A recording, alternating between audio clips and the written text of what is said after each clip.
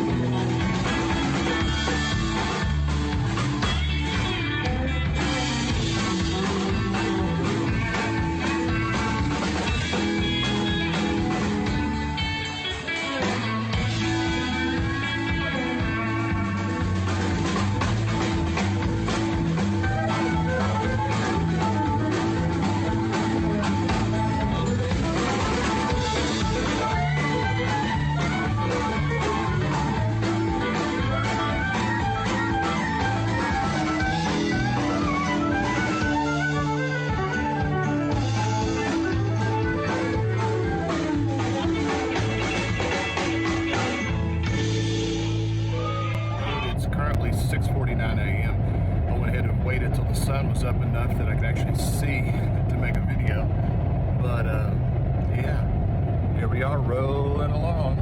Thus far it's been a pretty nice morning, and as you can see, it's quite a pretty sunrise. A little bit of fog here and there, but it's lifting. But yeah, we should be arriving there around between 11:30 and 12 o'clock, right around lunchtime. We have to sound check at 12:30, and we have a hard curfew for sound check at 1:30. And so we play early. It'll be done by 6 p.m. And yeah, and the rest of the evening to go see if we can find somebody to pick with.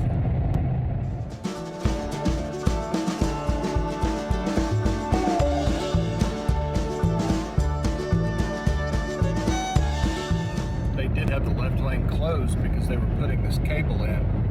Well, as I said, that was the second week of January.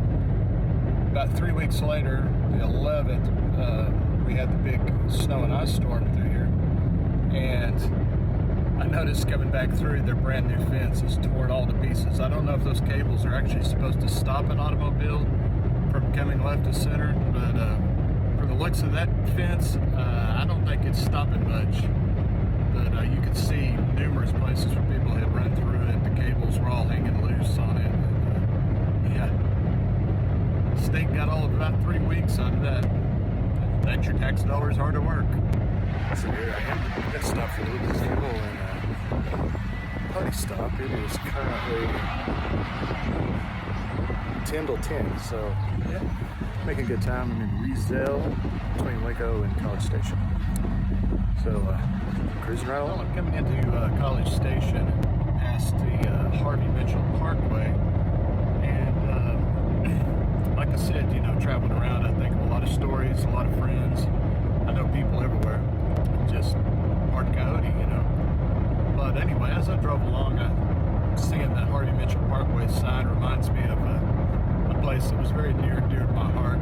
There was a venue there called the Texas Hall of Fame here in Bryan, and very large venue. It had been there since about 1978 or 79, I believe, owned by a real good friend of everyone's by the name of Johnny Lyon. Johnny was also a singer, and I actually played a gig, a New Year's gig with him once, many years ago, there at the Hall, and it was with him, Johnny Bush, and Johnny Gimble. Actually, I got to do twin fiddles with Gimble on that gig. But anyhow, it was always a lot of fun. We lost Johnny about close to 10 years ago now, I guess, and we lost him to cancer. But he was a great guy. He was a Vietnam veteran and a career educator at A&M. He was an ROTC instructor. But just a really solid guy. But we always had such a good time at the Hall of Fame, and I worked there with so many people over the years, from Mark David Manders, Kevin Fowler. Chris, take me down to Dixieland!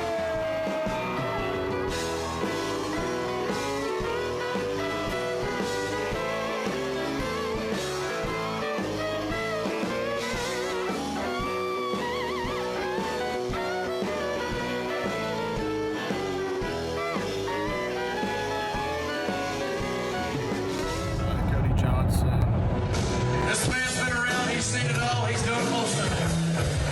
From Lawton, Oklahoma. Y'all make some noise for my good friend, Mr. Chris Whitten, everybody.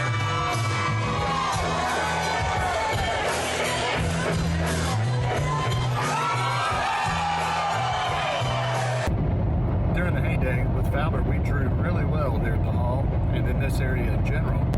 So we were there quite often during big events, big A&M games, which drew a lot of folks, and so you never really knew who might show up. The girl that worked in the office for us, Sarah, she came in the door of the bus and looked around, and she said, "You're the only one on here?" I said, "Yes." She said, "Well, we have a guest." And she was acting really strange, and I was like, "And?" She said, "I actually have Chuck Norris standing just inside the back door, and he was wondering if it was okay if he stepped out and said hello." And I said, "And you came and asked? Just bring him." But over the years, I've gotten to hang out with Norris a number of times. Very nice man. He and his wife, good people. And he lives actually past, not far from his place, coming up here in a little bit. He has a house just outside of Navasota off Highway 105. And Lyle Lovett actually has a house about 2 or 3 miles up the road on the other side of the road from him. And as I recall, I believe that's the house that he and Julie Roberts bought when they married. I remember another time at the Hall of Fame, our friend Josh Beckett, a baseball player some of y'all might be familiar with. At the time, he was playing for the Boston Red Sox. He had been given the MVP award, and this was less than 2 weeks after the World Series in November.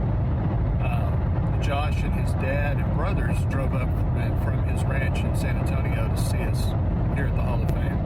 Really cool. We had him come on stage to do Beer Bait and Ammo as an encore with us.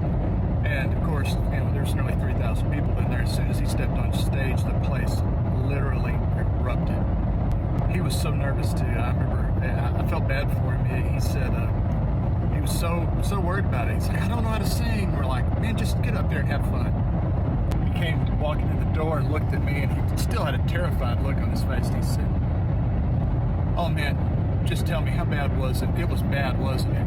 And before I thought, I said, "Oh no, man, I've heard way worse."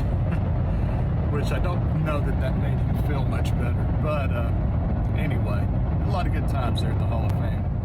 Just arrived at the venue. It's a lovely place called Try that again. Camp Gardens loud.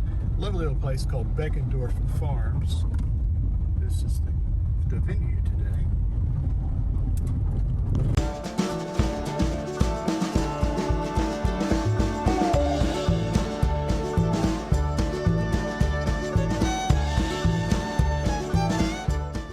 So here we are. We just got to the venue. Go ahead and get loaded in, get sound check, and get ready to go.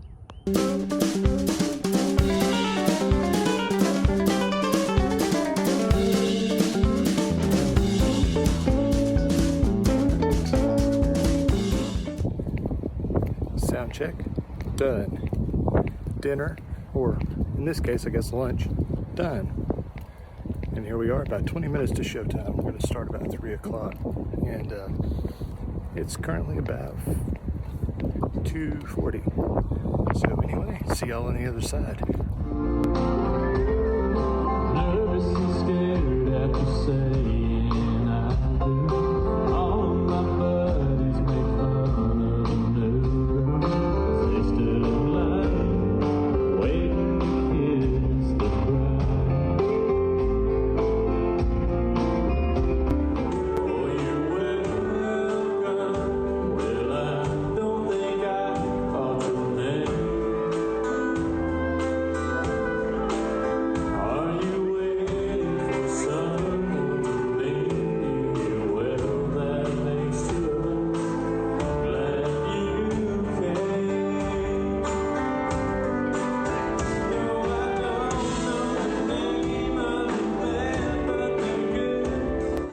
right, so it's gig number 1 down. I forgot to look what time it is here.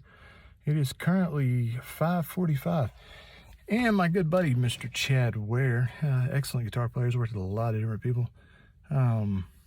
He's currently been working with Rick Trevino.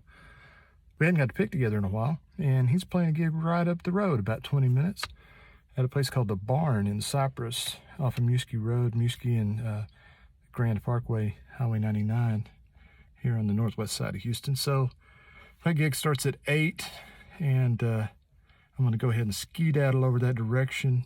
He left a few minutes ago, and to get over there and start setting up. So I'm going to get there and set up with him, and we're going to do some picking tonight. Also, I do want to say about that venue, I'm not sure the date it was built, but I was told, and I kind of had figured this already, that is an actual old barn that was brought in, disassembled, I believe, and brought in, they said, from Missouri. So it's, you know, over probably 150 years old, but pretty neat. There's a few places around here where they've done that, and it's cool to see it being used that way, and in a place where everyone can enjoy seeing it.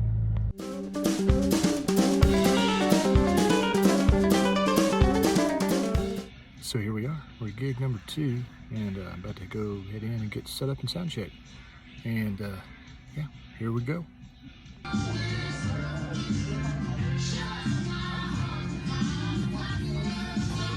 Looking picture, you know, because everybody always knows me from playing. Currently 12:30 p.m. If I can figure out how to get out of here. I am leaving gig number 2 for the day with my buddy Chad Ware. We had a real good time, and our friend Matt Mercado that we played the first gig with, him and his folks, and some people came out to hang out with us, and Matt got up and sang, and had a really good time. So headed to the hotel now, and tomorrow I'll be headed downtown Houston to play a gig with Chad at a place called the Rustic Theater at 12:30 tomorrow, so it'll be fun. So here we are at the hotel. It's about 1:15 in the morning. I'm about to go turn in. Not sure what it is I'm going to turn into, but I'm going to turn in.